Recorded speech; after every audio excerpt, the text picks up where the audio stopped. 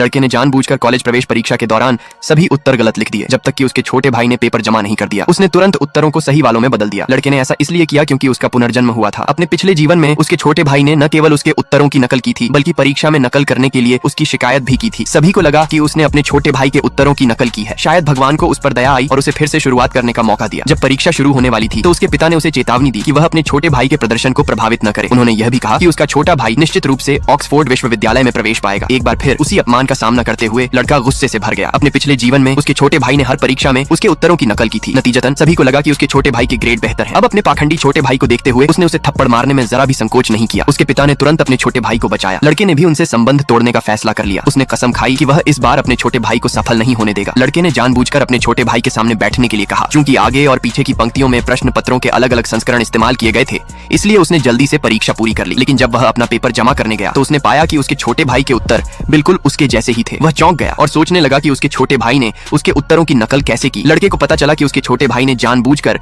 उसके version B प्रश्न पत्र पर पानी गिरा दिया था। इससे परीक्षक को उसे वही प्रश्न पत्र देने के लिए मजबूर होना पड़ा जो उसके पास था। अगली गणित की परीक्षा में उसने अपने छोटे भाई से यथासंभव दूर बैठने का विकल्प चुना। उसने अंतिम प्रश्न के लिए अपनी खुद की मौलिक विधि का भी इस्तेमाल किया। लेकिन जैसे ही वह अपना पेपर जमा करने वाला था, उसके छोटे भाई ने अपना पेपर पहले जमा कर दिया। फिर उसने गर्व से शिक्षक को बताया कि उसने समस्या को हल करने का एक नया तरीका ईजाद किया है। जब लड़के ने अपना पेपर जमा किया तो उसने पाया कि उसके छोटे भाई के उत्तर फिर से उसके जैसे ही थे। उसे संदेह होने लगा कि उसका छोटा भाई किसी तरह से उस पर नजर रख रहा है। उसने यह भी जांचा कि क्या उसके पेन में कोई छिपा हुआ कैमरा तो नहीं है, लेकिन कुछ नहीं मिला। उसी गलती को दोहराने से बचने के लिए उसने सावधानी से योजना बनाना शुरू कर दिया। इसलिए उसने जानबूझकर गलत उत्तर लिखे और अपने छोटे भाई के पेपर जमा करने का इंतजार किया। फिर उसने सभी गलत उत्तर मिटा दिए और सही उत्तर भर दिए। अंत में उसने अपना पेपर जमा कर दिया। लेकिन इसी समय उसके छोटे भाई ने अचानक उस पर नकल करने का आरोप लगाया। उसने दावा किया कि लड़के ने उसके उत्तरों की नकल की थी, लेकिन लड़का इस बार बहुत शांत था। जब लड़के ने अपना प्रश्न पत्र अपने छोटे भाई को दिया तो छोटा भाई हैरान रह गया। उसने पाया कि प्रश्न पत्र पर लड़के के उत्तर उसके उत्तरों से पूरी तरह से अलग थे। आगे क्या होता है जानने के लिए चैनल को सब्सक्राइब करके